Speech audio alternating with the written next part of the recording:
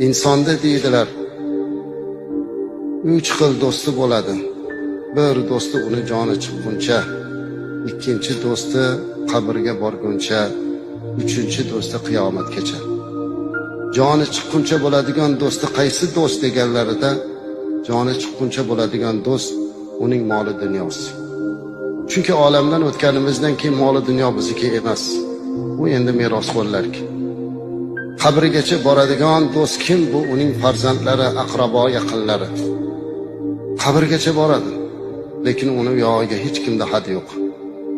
Ming yaxshi ko'rsa ham, jonim fido otam, onam desa ham, oxirgi manzili mana shu qabr, amallar sondig'i. Ammo uchinchi do'st bor. Bu do'st qiyomatgacha birga turadigan do'st. Bu uning qilgan solih amallaridir. Ana shu amal xolis bo'lishligi,